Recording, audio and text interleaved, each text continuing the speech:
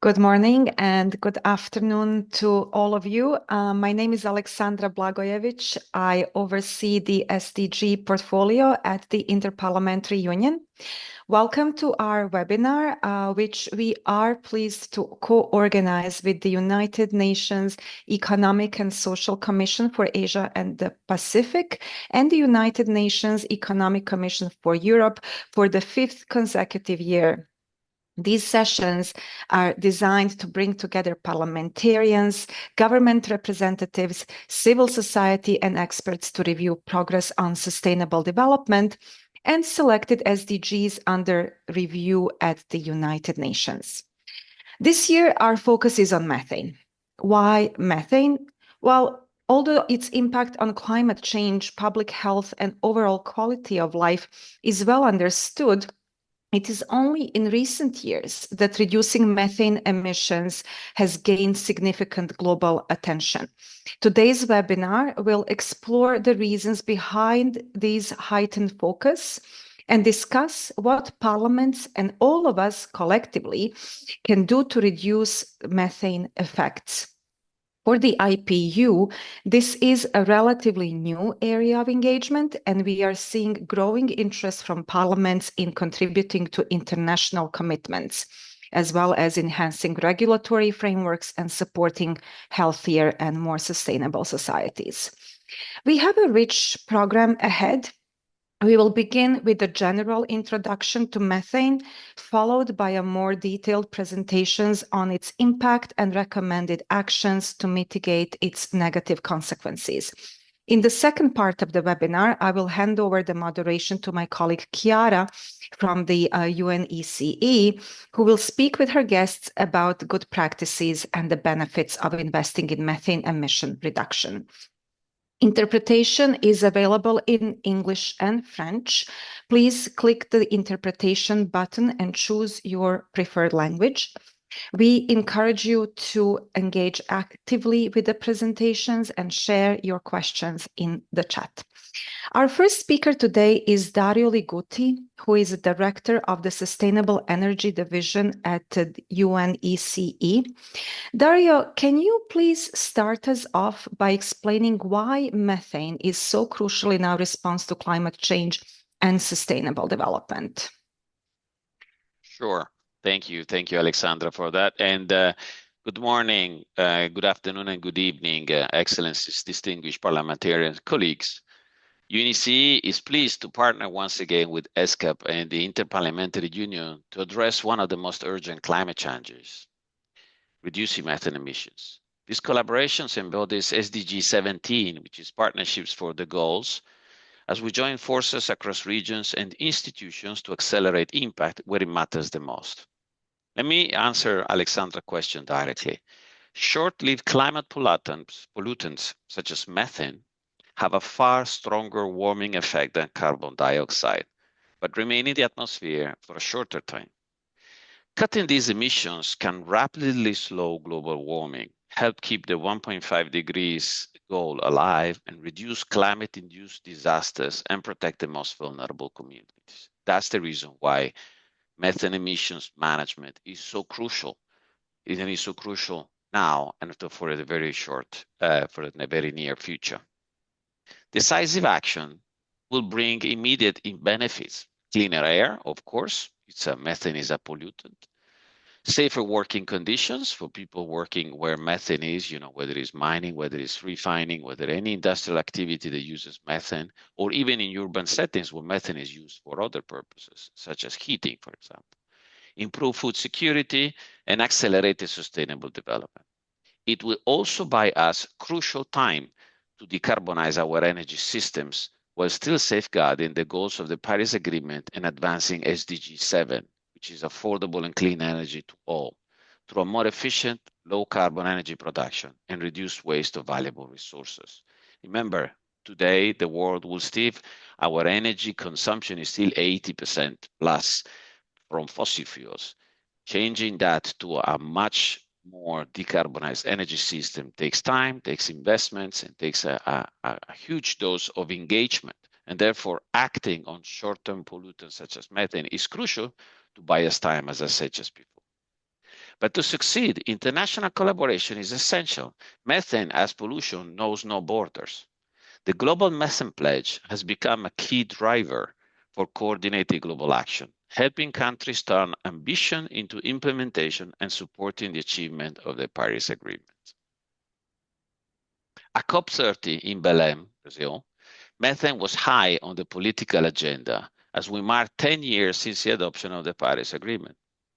A ministerial roundtable of the Global Methane Pledge, chaired by Canada and the EU, brought together ministers and high-level representatives from over 45 countries and organizations. They reviewed progress since 2021 and agreed on a strong and ambitious pathway for methane abatement toward 2030. The third Methane and Non-CO2 Greenhouse Gases Summit, co-hosted by Brazil, China, and the UK, launched landmark initiatives to accelerate action. First, Brazil and the UK introduced a super pollutant country action accelerator to drive deep methane and hydrofluorocarbons reduction. Hydrofluorocarbons affects the ozone layer in a particular mode across 30 developing countries by 2030, supporting therefore action being taking place in methane. Because remember, methane, the origins of methane are natural and anthropogenic. Natural is swamps, the natural land, the natural decaying of organic matter, and then anthropogenic, i.e. man-made, is the operations of the fossil fuel industry, is waste management, it's the agriculture, husbandry, and etc. So all of this, there is a natural cycle around methane, but there is an anthropogenic methane cycle, which is what is causing the warming up. About 30% of the current warming is caused by methane, by the way, according to science and scientific analysis.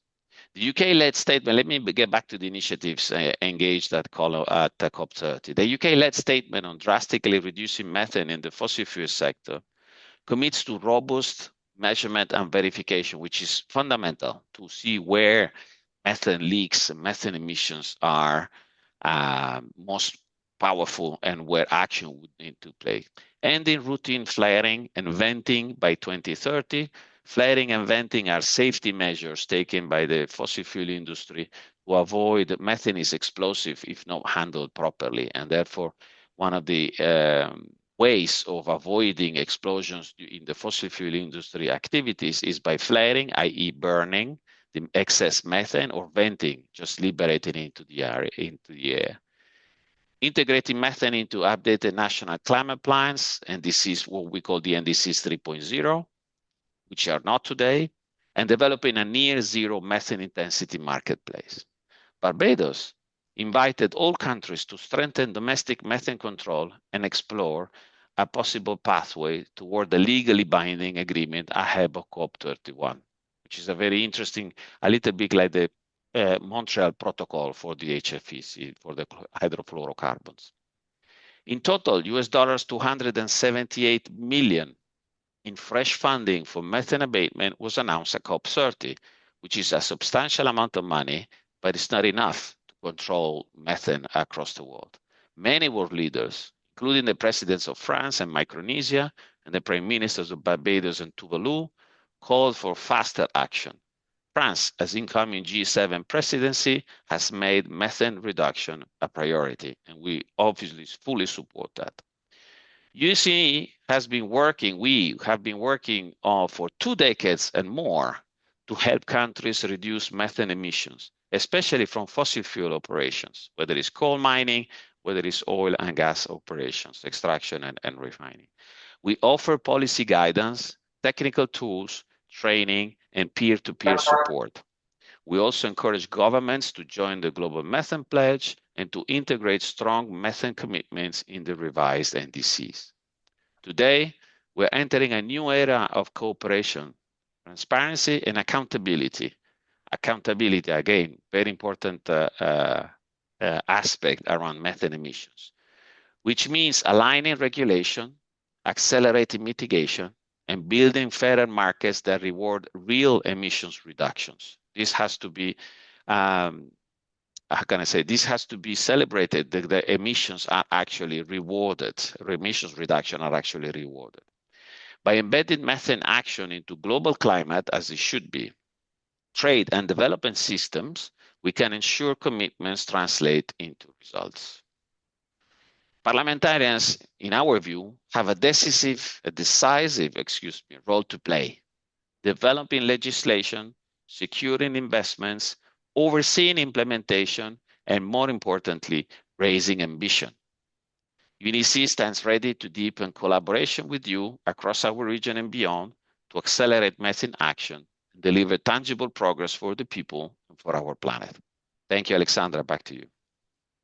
Thank you very much, Dario. We will now continue the discussion with 2 distinguished experts, Ms. Emmeline Pluchon, who is the environmental affairs expert at UNECE, and Dr. Sangmin Nam, director of environment and development at UN ESCAP.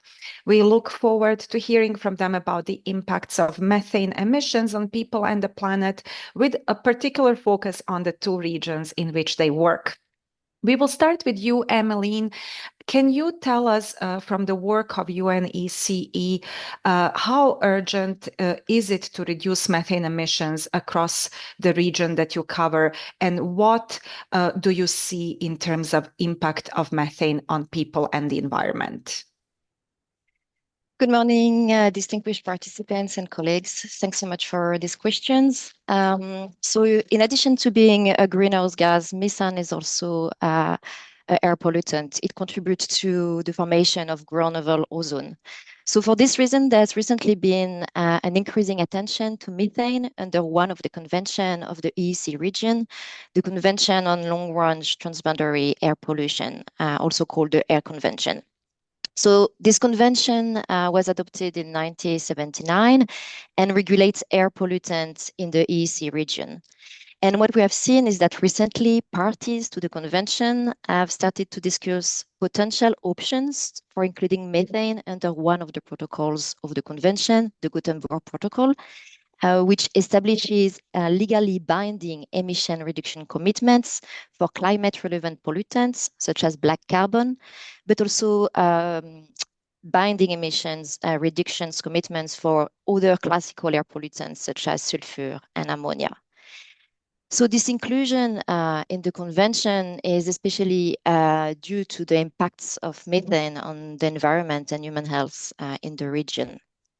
We have seen that the concentration of methane in the atmosphere has tripled since the beginning of industrialization, and around 60% of methane emissions are from human activities, and especially in the EEC region from agriculture, with cattle dominating, fossil fuel production, and waste treatment. As Dario said, methane has impacts on climate, and I'm not going to repeat what has been said earlier. We also see that methane emissions, by contributing to ground level ozone, have impacts on ecosystem and agricultural crops. Methane is estimated to cause at least 2 billion euros in damage to food crops every year in Europe. And modeling under the convention, the Air Convention, shows that global reduction in both non-methane and methane ozone precursors could prevent wheat losses of 9 million tons in the AC region by 2050 and 4.4 million tons of wheat losses within the EU for the same period, which is equivalent to around 1 billion euros. Regarding the impact on human health, they're also significant. Ground level ozone can cause respiratory disease and premature death.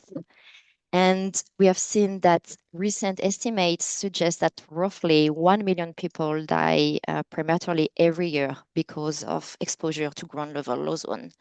And 24,000 of those are in the EU. So policies and action tackling methane emission will directly contribute to several SDGs, and especially SDG 13 on climate change, but also SDG 3 on good health and well-being, and especially the target 3.9, which call for a substantial reduction in deaths and illnesses from air pollution. So regarding the priority actions, first, as I say, methane is both a greenhouse gas and an air pollutant. So reducing methane emissions is a great opportunity to address both climate change and air pollution in an integrated manner. Secondly, strengthening international cooperation is also essential. The Air Convention provides a good science policy platform for regional and global cooperation. And we have also seen that cost-effective technical solution exists. The convention has developed some documents on existing solutions to reduce methane emission from waste treatment and oil and gas production. However, to reduce methane emission from cattle, fewer technologic options are available. And here, behavioral change leading to less consumption of meat and dairy could offer synergetic benefits on health, climate, ozone formation, and nitrogen pollution. For instance, in the EU, since 2019, actions have been implemented to reduce methane emissions. And these actions have led to a decrease of methane emission by 37%. And recent modeling under the convention also estimate that methane emissions can be reduced in the EEC region by almost 70% between 2015 and 2050, when dietary change and livestock reductions are included. So just to say and to finish, the convention has developed several documents related to methane, and I'm happy to share them here as they can be helpful for participants. Thank you very much. And thank you also for sharing all this quite striking data and information. Sangnim, do you observe similar trends in Asia Pacific? What do you see in terms of impact on methane, and how urgent is it in your opinion, or the opinion of ESCAP, to deal with methane in the area, in the region that you cover? Thank you, Alexandra. Before highlighting our regional impact, let me also repeat a few points made by Dario. So first, we do need really now reframe the impact of methane, as he highlighted its role as a short-lived climate pollutant. Also, Emmeline spoke about its impact on both climate and clean air. And as Dario mentioned, now we are really framing methane as more super pollutants, considering its significant near-term impact. So before, we were looking at methane's global warming potential, whether 24 to 28, But now, considering most of the recent overshoot of climate, global temperature, we have to look at methane's global warming potential within next 20 years time frame, which is more than 80 or so 87 times higher than CO2. Considering that this raises our concern, I mean, the urgency of action. Also, as our two previous speakers highlighted, that the cost benefit, the potential for quick action and also cost-effective actions. And so in that regard, so in order to really buy crucial time for decarbonizing our energy system and our economy, which was highlighted by Dario, we do need to pay more attention to methane and mobilize national, regional, and global actions. When it comes to Asia Pacific, Asia Pacific is sharing about 70% of global methane emission because we have a large sectors of large oil and gas sectors. And when it comes to even rice cultivation, 90% of methane from rice cultivation come from Asia. Because like Europe, it's mostly wheat. So, and also we are currently in the process of urbanization, and then which is not well managed, and it generates more waste. And so we have also quite a significant emissions from waste and also waste water sectors. And so at the end, so we share about 70% of global emissions, and we have 6 out of top 10 global emitters in Asia Pacific. Emily, she spoke about the impact of air pollution, particularly ozone. So methane is a precursor to ozone. So when we look at global number for premature deaths by air pollution, 2/3 of global premature deaths due to poor air quality, they are living in Asia. So which means methane has a direct impact on human health and also crop yield. So this highlights the urgency of our action at the regional level. But despite this urgency of regional level action, so we don't have any regional framework yet. But so as Dario highlighted, so there is growing action at the COP level, and then also there is global partnership. So we are really hoping to connect these global processes with a regional process so that many of our technology solutions or policy solutions can be easily identified between countries sharing borders, and then they can jointly develop solutions. So we are in that regard, this is good opportunity for us to bring this topic into our regional dialogue or regional processes on climate action. And so we are also hoping to utilize this opportunity to connect us with our IPU, and through IPU, speaking to parliamentarians to strengthen regulatory framework for methane reduction. Thank you. Thank you very much.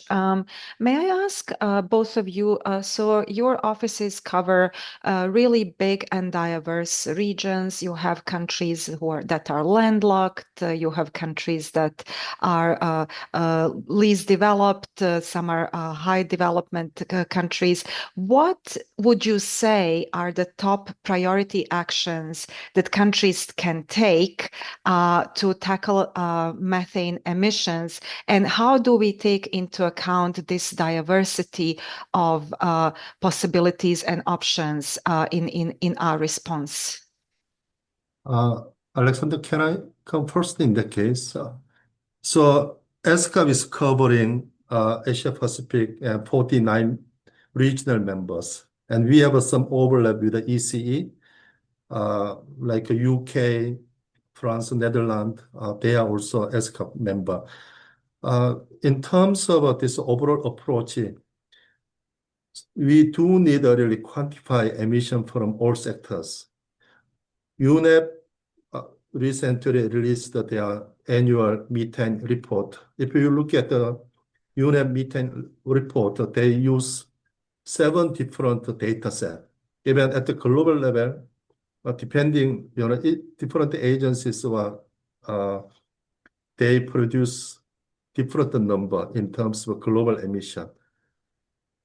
But when we come down to national level, the national GHG inventory, there is great uncertainties in the data. So quantify emission from all sectors, and certainly, and then identify effective policies and measures across this gas and oil sector and agriculture sector, waste sector. I mean, those are major sectors, certainly.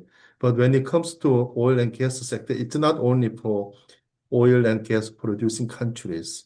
Like Korea and Japan, they are not really producing oil and gas, but they are also major emitter from oil and gas sector, because this downstream of oil gas consumption, there is quite a significant leakage of methane. And now with the NDC 3.0, so we have seen increasing incorporation of methane action into NDCs, but still it's relatively weak. So need to make clear target for methane reduction, and certainly implementing pathways. But unlike, since we have a very weak GHG inventory system across many countries, and monitoring and evaluation system is still it's not well placed. So for us, regional collaboration, technical cooperation on strengthening MRV monitoring, verification system will be also critical for us. Thank you. Emmeline, what is your take on this? What priority actions do you see? I very much agree with Sang-Min. Data is definitely crucial to inform actions and policies at the national level. I would like to also highlight again that international cooperation is really needed, because methane emissions have an impact usually much larger than the place where they are emitted. It covers usually an entire hemisphere, compared to other pollutants such as nitrogen oxide or other volatile organic compounds. So solutions to address methane emissions should also be regional or global. Here, as I said, there are currently discussions under the Convention on Long-Range Transboundary Air Pollution for the EEC region, and having commitment to reduce emission at the regional level will definitely have a high impact. And finally, yes, there are several solutions or technical solutions that exist for the main sectors that emit a large part of the methane emissions, especially in the oil and gas production sector and the waste treatment sector. So implementing these solutions will definitely be crucial. But here again, political will, financial resources are also needed to do so. Yes, absolutely. And this is also what we are seeing in the IPU based on the work we have conducted on methane so far. You will hear more about that in the next session. And thank you both for the very insightful discussion. I will now give the floor to Chiara Giamberardini, who is Secretary of the UNECE Group of Experts on Coal Mine Methane and Just Transition. And she will moderate the second part of the webinar. Thank you very much, Alexandra. So this is now we start the second dialogue, which is going to share good practices on investment on methane reduction. I have to say we already heard a few good practices from the previous session dialogue. And let me just reiterate that, as has been highlighted, methane action is among the fastest and most effective ways to slow global warming, or at least to buy us some time while we transit down and out from fossil fuel and address climate issues. But as we discussed, methane action brings solution beyond the climate. It helps the safety of workers, as Dario mentioned already, and as can bring economic value, as the captured methane can be used and can bring really a source of energy and economic value to it. There have been some discussion on methane, and these points that nowadays are widely accepted have not been always. So methane was mainly seen as a climate issue, but recent scientific products, and including an article just this week from the American Lung Association, are addressing those myths and stressing that the health issues that the methane brings, and how addressing it brings economic and societal benefits. Now, we already heard that the good news is that solution exists in most of the sectors, and the fossil fuel sector in waste management, we need so to tackle, to pass to action. The barriers we have identified over the recent years are mainly the lack of incentives. So we need stronger regulation and we need more financial incentives. That is why being here with parliamentarians today is so crucial, and we are really pleased to be exchanging with you and with the academia and civil society today. Let me just say a few words about regulation. As Dario mentioned earlier, regulation is needed to create market-centered certainty and unlock investments and enable the deployment of these existing solutions. There are examples like the recent EU methane regulation that other countries and other regions can look at. We are doing many webinars like this one to really share lessons from the first months of implementation, and also see how it impacts other countries that are exporting to the EU, because it doesn't affect only the EU. So from the regulation, from the EU methane regulation, we see that the importance of regulatory standards, of strong monitoring and reporting verification, and of compliance mechanism to drive emission reduction. It has also been highlighted both by Sang-Min and Emmeline, the importance of data. So we encourage parliamentarians to look into these aspects, which is fundamental for increased accountability. Now, let me turn to our panelists, whom I see already on the screen. I see with us Professor Mohanty of the Central Institute of Mining and Fuel Research from India. Welcome.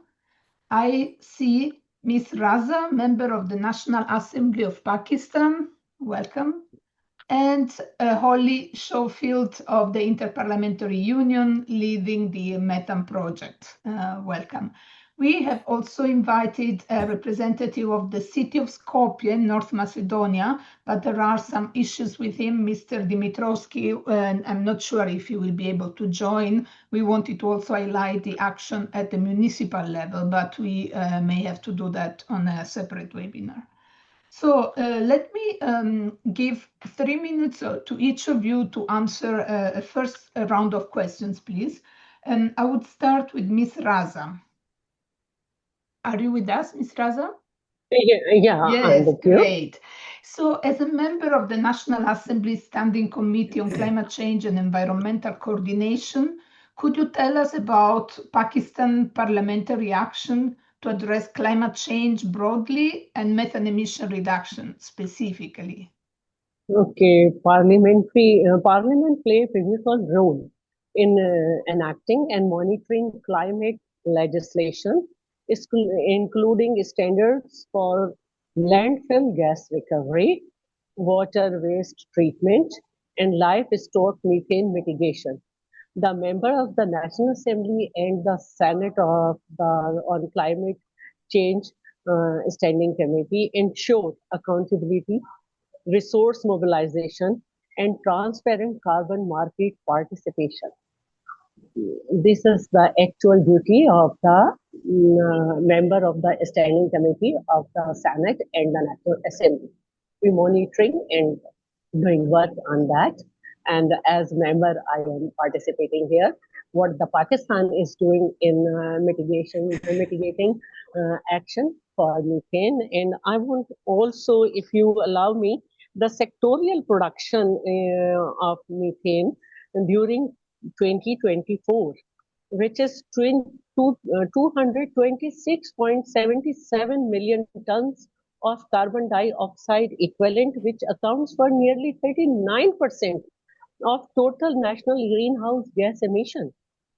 The majority of the methane arises from agriculture, particularly livestock, enteric fermentation, 147.9 metric ton carbohydrate equivalent, manure management, 12.9 metric ton carbon dioxide oxidized equivalent, and rice cultivation, 14.2 metric ton carbon dioxide. The waste sector contributes a further 32 points. 32 points through solid waste disposal, wastewater discharge, and open burning, while smaller shares come from energy sector, 2.83 metric ton carbon dioxide, and the industrial process, 3.09 metric ton carbon dioxide equivalent. This sectoral profile shows that Pakistan is a methane-intensive economy with the agriculture, waste, and dominant sources. So the Pakistan is among the countries most vulnerable to the climate change, and addressing methane is not a choice, but a necessity. So we are doing different work in especially three sectors. In agriculture, if you allow me, I can read just few lines. In agriculture sector, the dairy productivity and emission reduction program, a collaboration with the Global Change Impact Studies Center and the National Rural Support Program, is applying the food and agriculture global livestock environment assessment model to identify practical intervention for lowering livestock-related methane.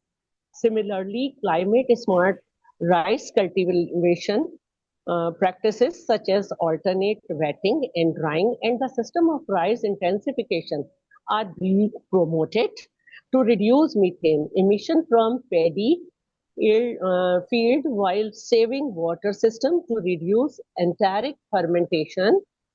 In the waste sector, Pakistan is scaling up coming initiative, a small-scale biogas plant and waste-to-energy project with both reduce methane emission and provide renewable energy for communities. In parallel, efforts are being made to expand wastewater treatment capacity with the methane capture technologies that allow biogas recovery and utilization.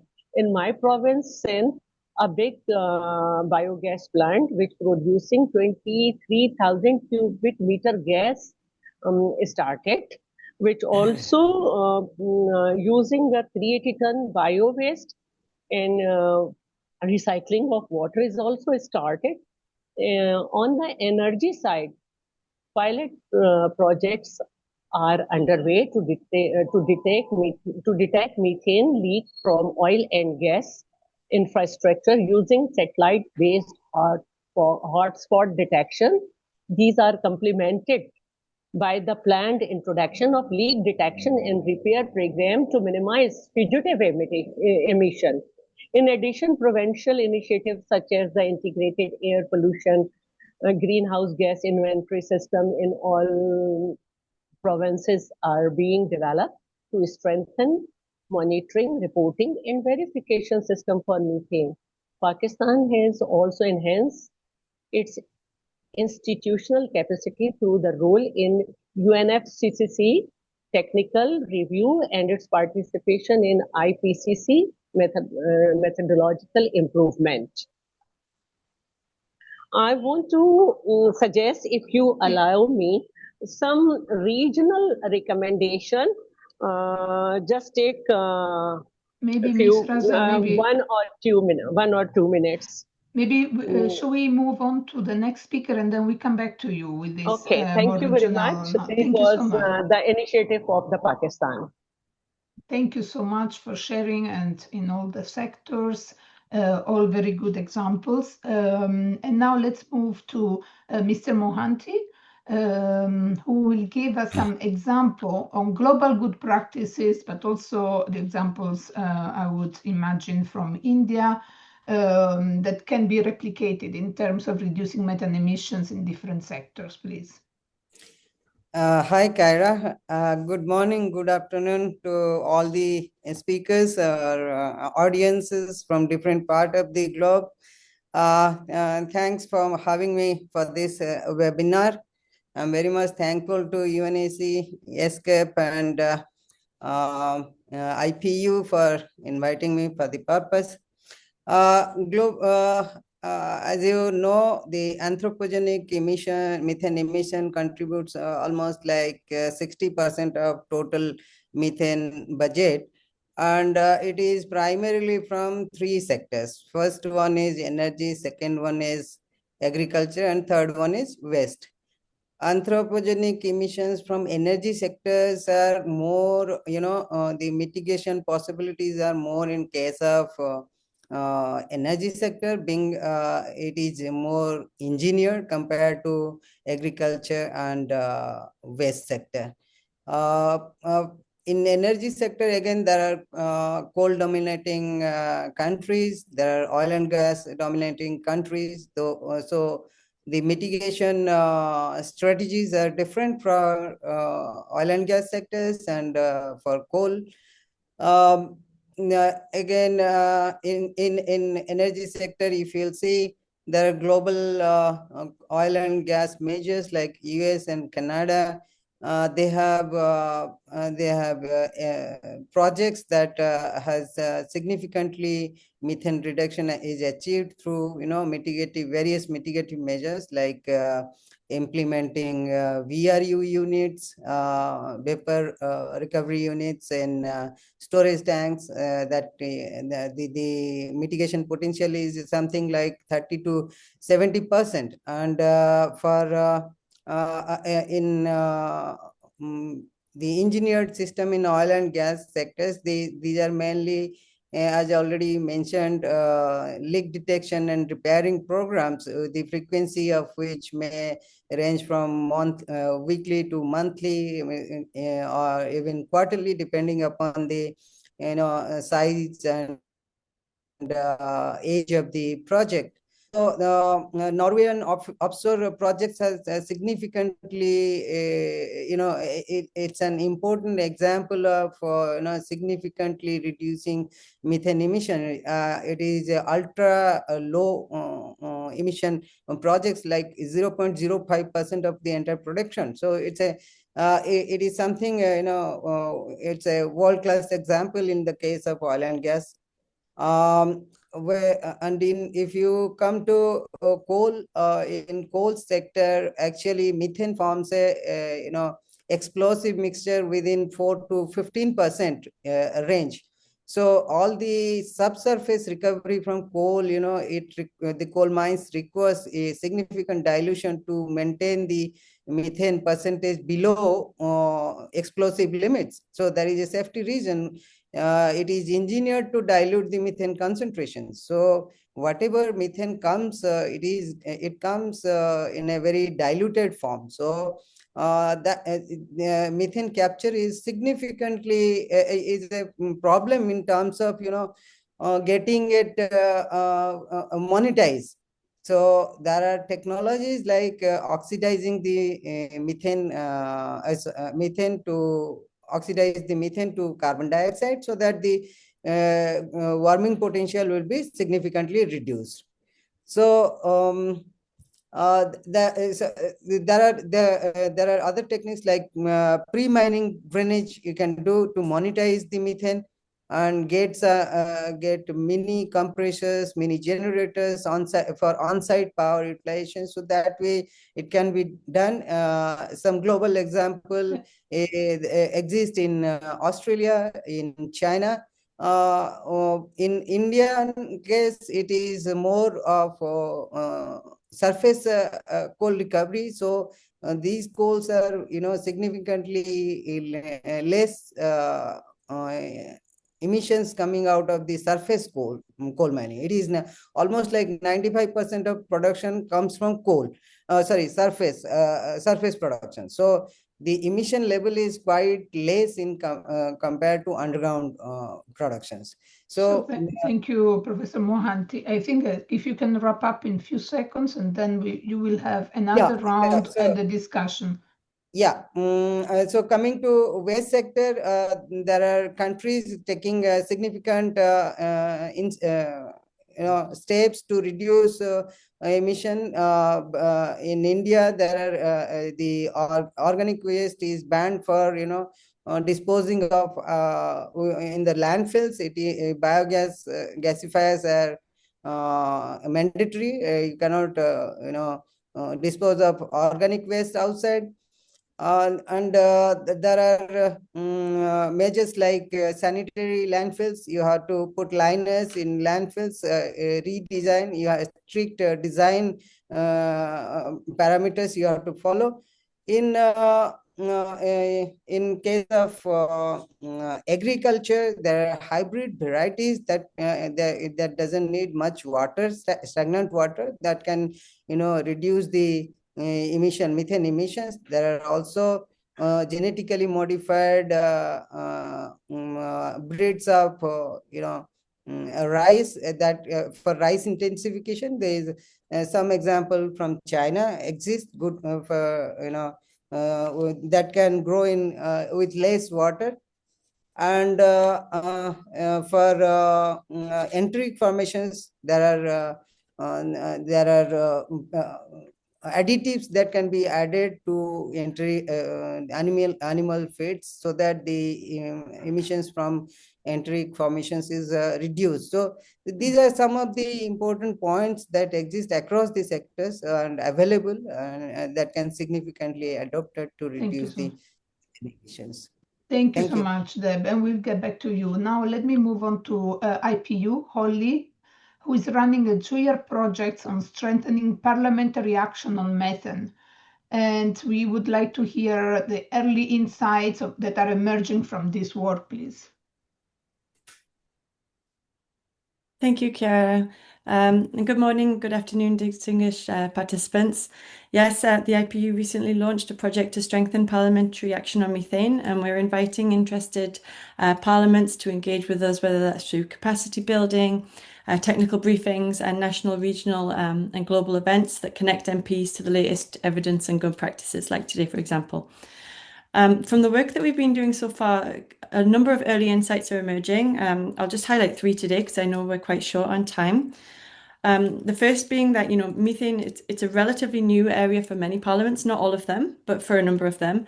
And nonetheless, they're increasingly seeing it as very highly relevant to their work. So, in a number of countries, methane is not yet part of routine parliamentary climate discussions. But once MPs see its far higher short-term warming impact, its links to respiratory illnesses through like ground level ozone, and its effects on crops like rice, maize, and wheat, they immediately recognize how closely it connects to their existing priorities and those of their constituents through things such as public health, air quality, food security, agriculture, waste, energy, and economic development as well. A second insight is that national methane policy is often developed by the executive, which creates a natural opportunity for closer parliamentary engagement. So, methane-related policies, whether they're in climate plans, whether they're in sector strategies or in regulatory frameworks, they're usually developed within ministries or and in technical agencies as part of their established mandates. And in many systems, parliaments are not routinely involved in reviewing these plans unless there's a specific legal requirement or an established practice that brings them in.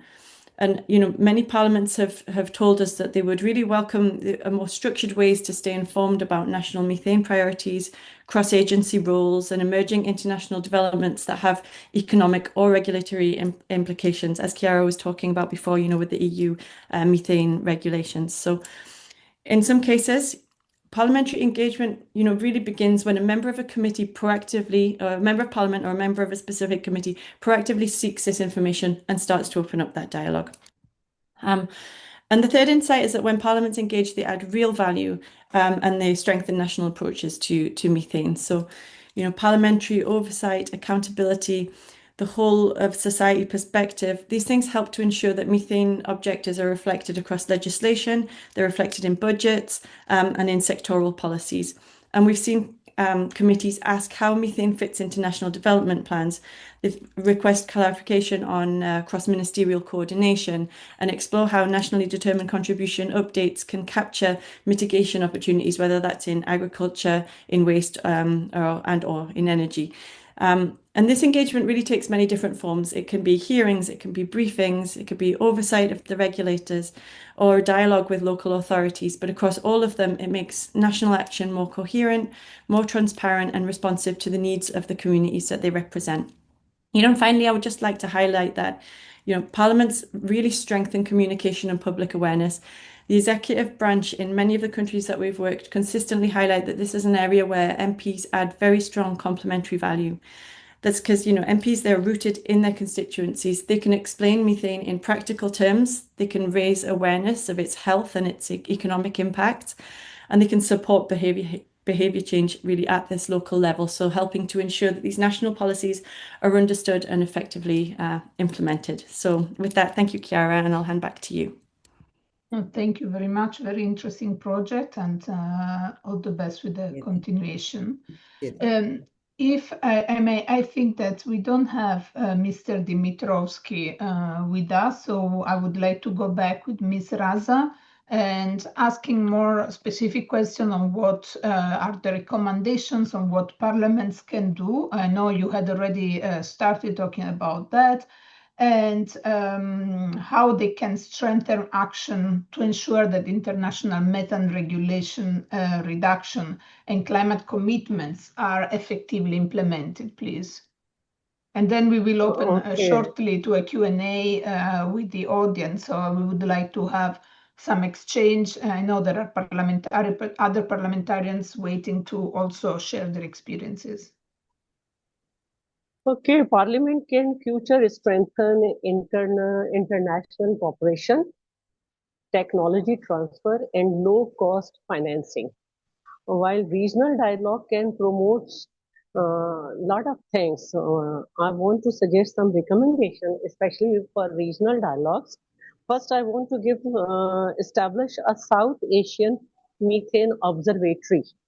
Pakistan, India, Bangladesh, and Nepal, Sri Lanka, because at the same time, major challenges remain persistent data gaps, limited monitoring capacity across oil and gas, waste and livestock sectors, large unaddressed emissions. So, with the establishment of South Asian Methane Observatory, we can share data on oil and gas leakage, agriculture hotspot, waste emission. Joint satellite monitoring can reduce cost. Number 2, joint research on agriculture methane, coordinate study on recultivation techniques, alternate wetting and drying, animal feed innovation, methane resistant rice variety. Number 3, share oil and gas infrastructure standard, leak detection and repair, LDAR, flaring and venting restriction, pipeline leak prevention, harmonize standard, reduce cross-border risk, regional funds for methane project, create a South Asian Methane Reduction Fund, grants for biogas technology deployment, waste management solution, for example, landfill gas capture, energy sector methane reduction project. Number 5, regional early warning system, real-time alert for large methane plume event detected via satellite, helps response to industrial activity incident quickly, joint training program for engineers, agricultures, officers, and municipal leader on methane detection technique, waste to energy, and low emission farming. These are my regional level recommendation. And already Pakistan has already discussed UK research and pilot projects on improved feeding practice, animal breed and manure system are helping to cut emission and enhance productivity. Pakistan is scaling up compositing biogas and waste to energy initiative, which not only reduce methane but also provide renewable energy to community. Steps are being taken to detect and reduce methane leaks from oil and gas sector, supported by a new monitoring and repairs group. Cutting methane lowered the formation of harmful ground level ozone, protecting people from respiratory disease and improving overall health. And methane, benefits of the methane reduction we also know, but for Pakistan, methane mitigation is a triple win: protecting the climate, improving public health, and ensuring economic resilience. So for Pakistan, methane mitigation is necessary. Thank you. And I may say for many other countries as well, or for all of us. So thank you so much for sharing all this, and we wish you all the best with this great initiative of the South Asia Methane Observatory. I'm sure our colleagues at ESCAP would be very pleased and ready to support and collaborate with you. And we are as well to share also our experience. Maybe I take this opportunity to say that for the area of coal, methane emission from coal, we have an international center of excellence that builds capacity on existing solution based in China that is happy to share their experience with other regions and countries. And now, yes. Let me just turn back for the last turn of questions to Professor Mohanty and Oli. So now to Professor Mohanty, again, the same question. How can parliaments and governments collaborate more effectively with scientific and research institutions like yours to strengthen methane measurement, reporting and verification in climate plans and policies, and so to strengthen accountability? It's a very imperative question, and for this. For this, UN has already very structured. The best practice involves the appropriate measurement, periodic measurement, then transparent reporting and timely mitigation actions. These are the core concepts of best practice, and to do that, there should be a structured approach, and these UNFCCC has a very structured approach. They take the scientific feedback and inventory reporting through national focal points, like in case of India, it is Ministry of Environment, Forest, Climate Change, and under Ministry of Climate Change, there is a nodal agency for national communications, and that is nothing but constituted of scientific, the experts from scientific organizations. So, it is in India, it is very much structured, and to start for a good starting point, there should be a national think tank that interfaces the science and policy. And in case of India, this is Niti Aayog. Niti Aayog frames all the policy measures that has to be implemented, and it is done very efficiently.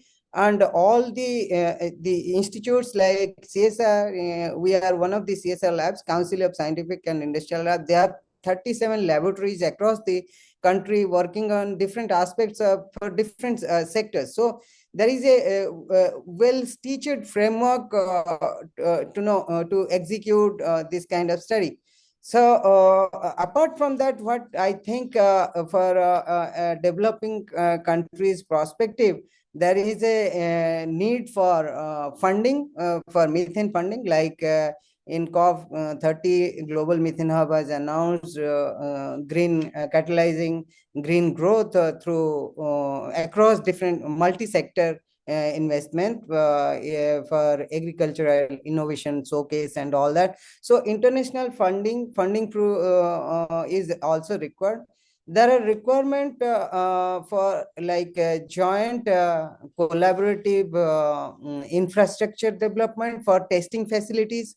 So that can be done through parliamentarians in association with international community that can be created, so that any new technology comes that can be piloted and demonstrated at to get the best out of it, how it works for mitigation purpose. So technology piloting and innovation testing is one of the important area where parliamentarian has to do a lot of support to the scientific institutions. Then there are institutions at international level, climate and clean air coalition that trains the policymakers and all that. At national level also, we have different training, processes to train the policymakers about the latest science, so that they can make informed decision based on the scientific evidences. So these are, I think, important connects, and India has done quite a lot on this. And India is proactively pursuing, especially for biomethanation, bio CNG production, waste management, and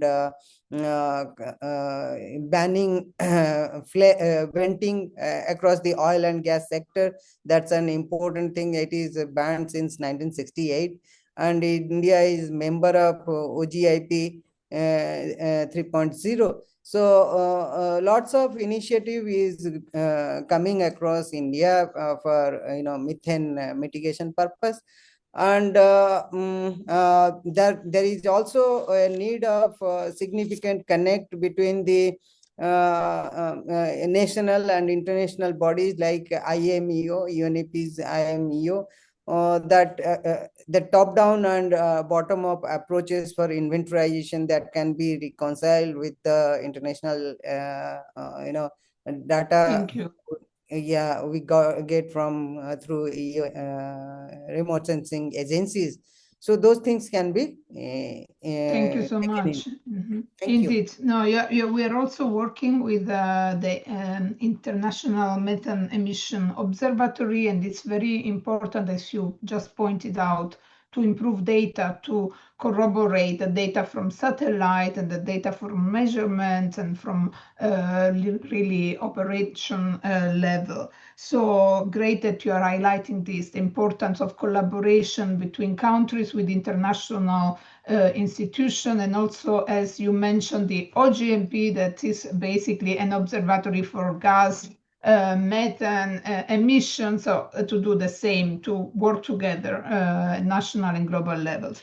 So let me quickly go to Holly, because I think there are speakers that have been really patient with us, participants.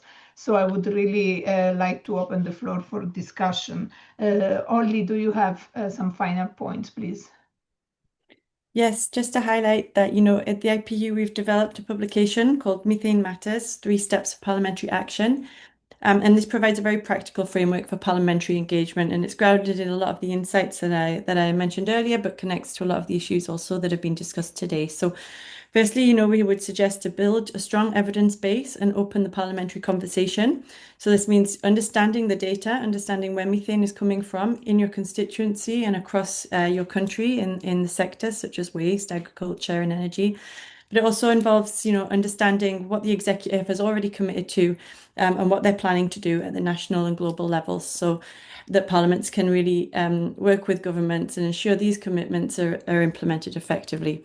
It also helps to become the methane champion, initiate the briefings, request information, and bring the issue into parliamentary committee discussions, which is often how a lot of the progress does start.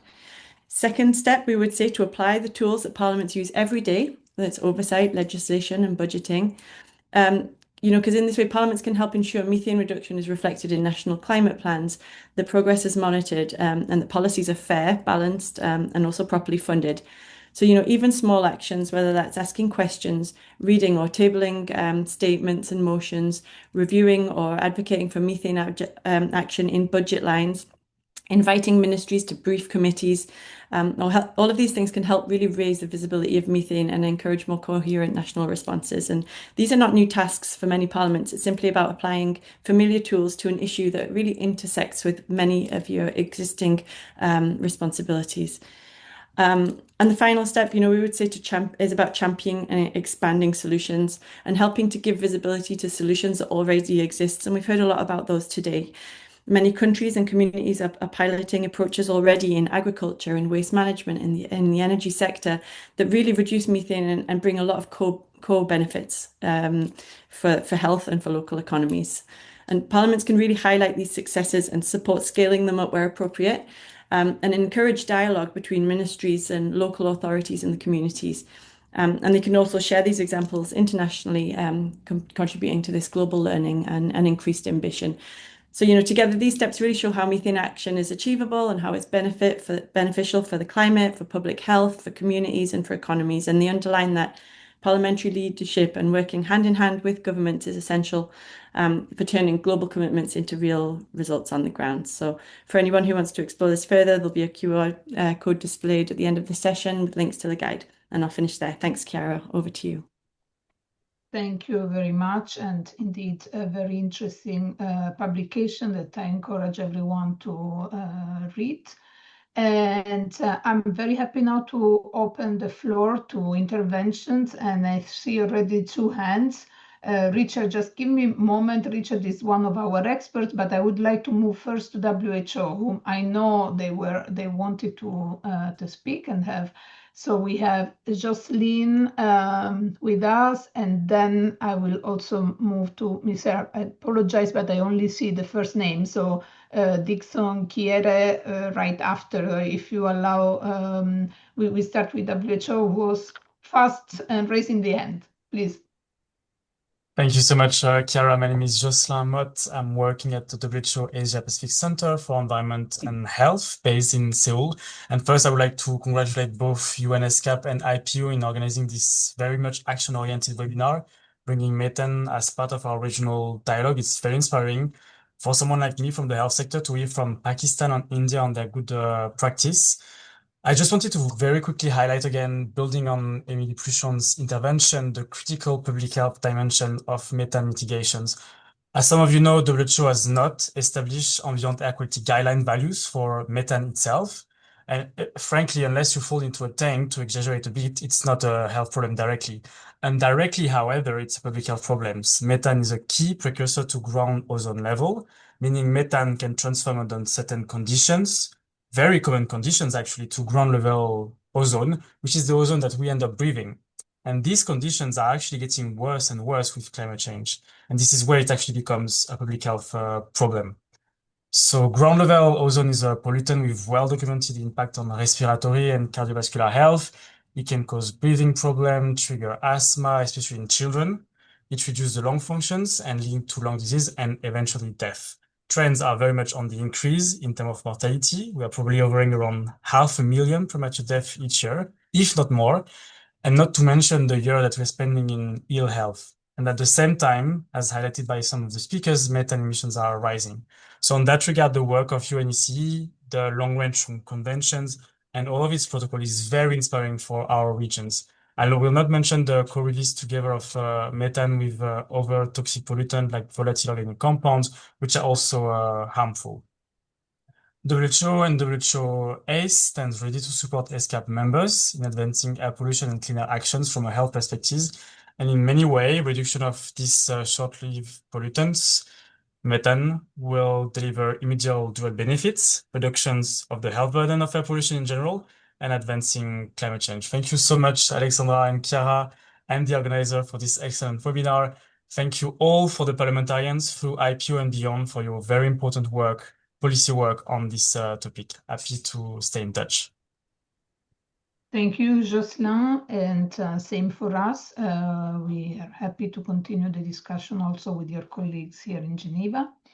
And it's my pleasure now to give the floor to Mr. Dixon Kiere Dua, who's a member of Parliament of Ghana.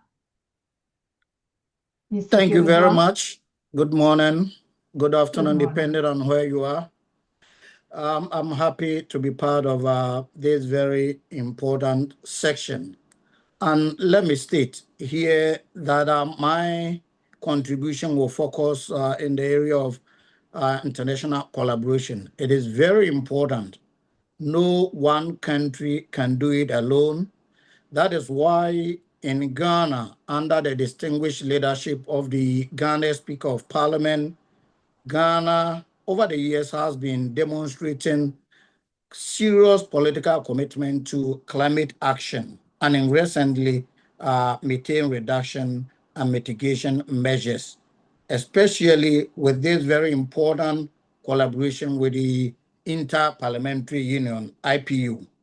This partnership, which was launched a couple of months ago, has provided parliamentarians with opportunity to participate in the global methane project. We've developed a lot of capacities over the few months, capacity building workshop held in Ghana over here, a number of field visits. You know, agriculture contributes a lot to global methane emissions, especially in Ghana, where rice farming is conducted in the manner that there is continuous flooding of the farms. We visited them, educated them, and introduced to them the AWD technology that will reduce methane emissions in the production of rice. And as I indicated earlier on, parliaments all over the world have the power to transform commitments into tangible results through budgetary allocations, oversights, and legislations. Here in Ghana, the Speaker of Parliament is in the forefront of this.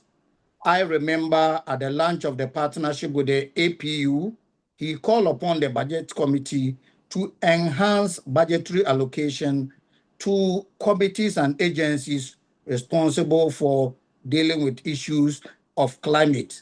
And I'm happy to inform you that if you look at the trend, the Environment, Science and Technology Committee, which has oversight over the Ministry of Environment, Science and Technology, the ministry's budget has increased fivefold since 2023. And that is quite a very refreshing news. In fact, if you look at the 2025 budget compared with the budget estimates we adopted just 2 days ago, it's increased by almost 20%. And that tells the power of Parliament to help reduce methane emissions. Quite apart from that, we also have power to enact laws. Earlier this year, in January, the President of the Republic assented to the Environmental Protection Act, Act 1124. That's January. And Part 5 of the Act deals with issues relating to climate. And of course, methane is captured in that. Quite apart from that, the nationally determined contribution of various countries, for the first time, the NDC3, Ghana has included specifically for the first time dedicated section for methane and methane reduction measures. So the Parliament of Ghana is doing quite a lot in the climate area, and in recent times, the methane reduction measures. A couple of days ago, I filed a statement in Parliament, and it's yet to be admitted and debated upon, specifically on methane reduction measures, so that we bring the discussion to the fore. We bring the discussion to public domain. So in Ghana, climate is key on the agenda of Parliament, and the Speaker himself leading the charge, especially in the methane reduction measures. At the launch of partnership, he called on all parliamentarians to be committed in our own small ways to help deal with that. So quite apart from Parliament as an institution, as members of Parliament, we have responsibility to educate our constituents, visit agriculture sites, landfill sites, speak to workers on measures to reduce emissions of methane. So Ghana is playing its part in the global methane pledge to reduce methane emissions.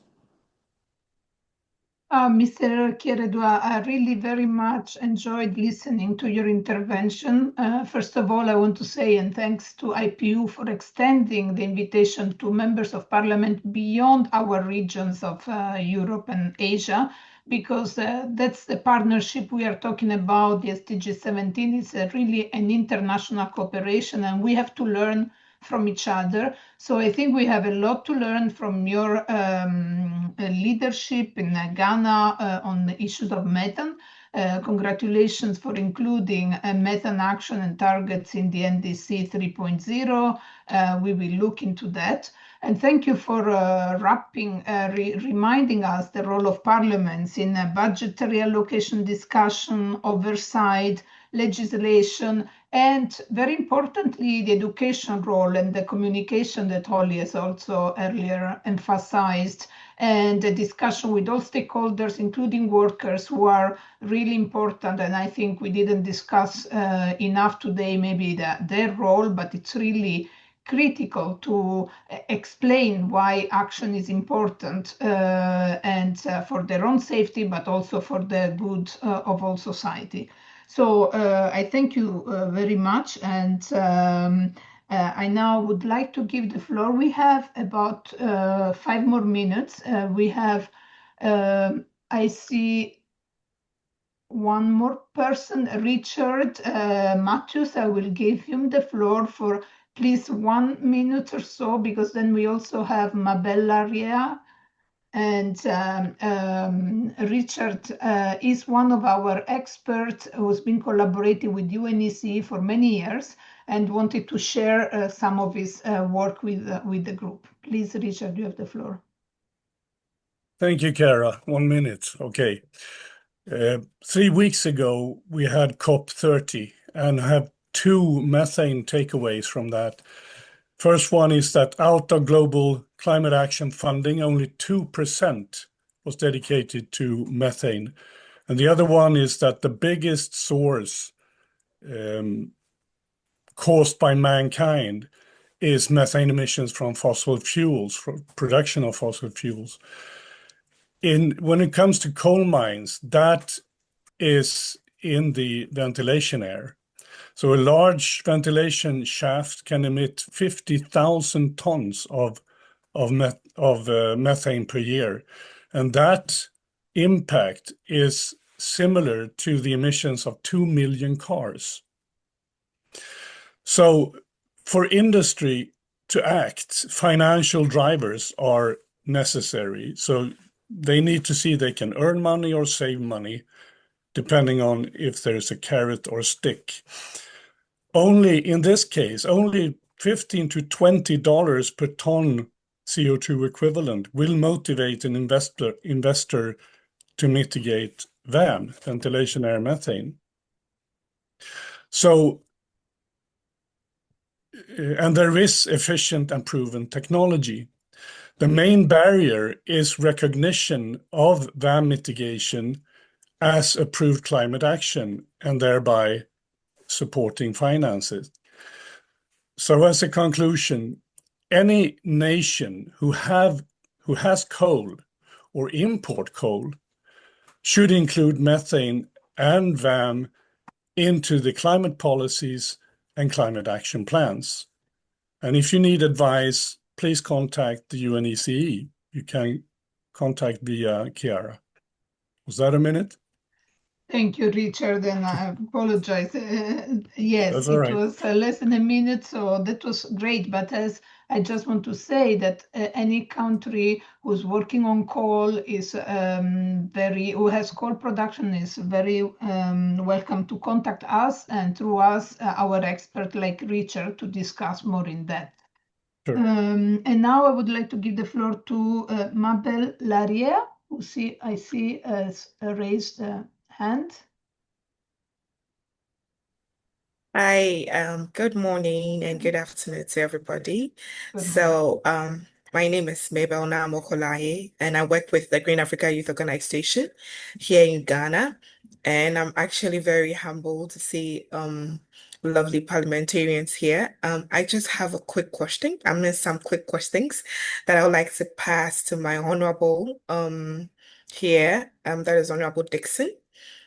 So he mentioned, I'm so happy that in the submission, he mentioned that we have some budget that has been allocated for climate change. And also, just like Richard mentioned earlier, COP30, there was some budgets or fundings that was allocated to methane. I want to know what is the plan to get access to some of this plan. And also, the fact that the Parliament of Ghana, the government of Ghana has allocated some monies to the countries meeting, to counter-attack their countries methane issues. How do NGOs like ourselves, like the Green Africa Youth Organizations and other NGOs get access to this funding? Because most of the times it's very difficult to access this funding. And I know that working or making sure that the issue of climate change or methane is not an individual, it's not to be worked in silos. It has to be a partnership. How can we also explore other alternative like partnerships with the ministries and other things? Because sometimes it's a bit tough to get into this ministry because of some sort of bureaucracies. So this is actually to my honorable minister, if this could be actually addressed to me. And also, one last thing I would want to also ask is how are we involving the frontliners, the people that are actually working on the methane issues, like the waste workers and the young people, because they are going to be affected the most when it is actually gets to its peak. How is the government involving them in the policy making and amongst others? Thank you very much. Thank you so much, Mabel. And we are a bit short on time, but you have two very good questions, and I would like your member of parliament to get the floor to address them, or any other speaker or panelists want to speak also of how we very briefly, if we may have a few more minutes for this session, please. Thank you very much. As I indicated, this year, for instance, the budget for the Ministry of Environment, Science and Technology has gone up. Over the years, it's been rising as a result of the arguments we parliamentarians have been making for resources to be allocated to deal with issues of climate change. And recently, the issue of methane reduction is on the front burner. As NGOs, CSOs, you have a huge role to play. Recently, my committee went round, that is Committee on Environment, Science and Technology, and we having partnership with individuals, especially in the area of e-waste, for instance, where e-waste are dumped in landfill sites, And landfill sites are one of the major contributors of methane emission. Individuals are desirous of collecting, are supported financially with logistics. So whatever program you have, it is just a matter of getting in touch with any of the agencies, especially Environmental Protection Agency is at the forefront of dealing with the climate issue. So anything relating to climate, we members of parliament, you could also get in touch with us and see how we can assist. I've already talked about the need for collaboration. Government alone cannot do it. Parliamentarians cannot do it alone.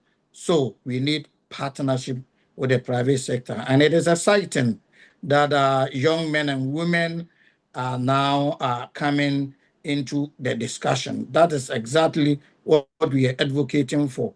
We're looking for even forming climate clubs in schools, basic schools, secondary schools, as early as possible to sensitize our young ones about the need to be climate conscious in whatever they do. So after this session, you may get in touch with me and we can take the discussions forward. Thank you. Thank you so much. And with this, I would like to wrap up because we need to move on. I just don't want to take more time. I really appreciated this exchange with the different constituencies. I thank you for taking the time of continuing, and I see in the chat also that there will be continued discussions like we are seeing in Greece with the European Parliament. So this is all encouraging, and please don't hesitate to reach out to all the agencies that have been of the United Nations and other organizations that have been working on this topic, and we are eager to connect with you and work with you to address these issues. Dear colleagues of IPU and ESCAP, I don't see any more questions, so I would like to give the floor to the next moderator, who is my colleague of ESCAP, Sergey. Sergey Tulinov, you have the floor. Thank you.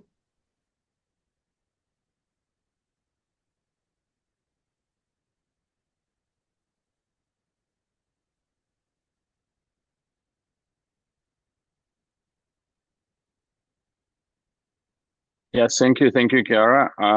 Sorry, hope you can see me and you can hear me. Yes, we can. Yes, thank you so much, colleagues. This is a really great pleasure to participate and also to serve as a moderator for it and provide some concluding remarks of this great event. I really would like, on behalf of ESCAP, would like to extend sincere thanks to Inter-Parliamentary Union, to our speakers, our expert panelists, and to all of you for your active engagement in today's webinar on accelerating methane emissions, reduction for climate and sustainable development. That's quite a short time, but we have covered a lot from methane matters, how it can be done, and what is most important, how parliamentarians can drive this agenda forward. I think the few messages from our webinar stand out very, very clearly. First, reducing methane emissions is one of the fastest and most cost-effective ways to slow global warming. But it's also not only climate change issue. So methane is also a major air pollutant with direct implications to public health, food security, and also working safety for coal miners, for example. So this is really a very important topic to be addressed. And acting on methane delivers immediate co-benefits for people. And it's not just for achieving temperature targets. So second, across all regions, and we're here working together on this topic with our colleagues from UNECE, and they're doing actually great. They're doing a lot on this issue. ESCAP is following EC colleagues and also utilizing their skills and their competence and network and investing in this area. So across all regions, from major methane economies to communities, everyone are vulnerable to climate and air pollution impacts. So, for example, in Asia Pacific region, countries are responsible for a very large share of methane emissions. That's been already mentioned here. And there is still no dedicated regional network and regional framework for collective action on methane. So this is also another issue what parliamentarians can address. So today's discussions also, we heard the examples of some very important topics, how to regulate, how to approach methane emissions, what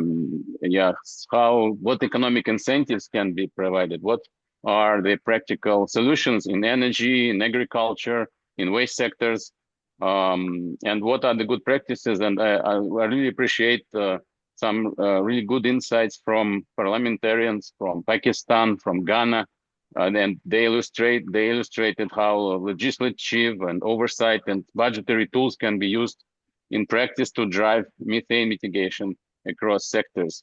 So through our meeting, through our webinar, I think the whole one message kept coming back, that parliamentarians are central to making all of this real. So you parliamentarians are shaping the laws, approves budget, provide oversight, and connect different sectoral agendas, and you communicate with citizens. Yeah, so you can ensure that methane is visible in national climate and development plans, and sectoral policies, agricultural, waste management, and also you are the people who can address these issues related to investments in data, in monitoring, to address different aspects related to management of methane emissions. So before we conclude, I really would like to invite all participants to take a moment to complete the short evaluation poll. So please scan the QR code, which will be displayed on the screen before we finish.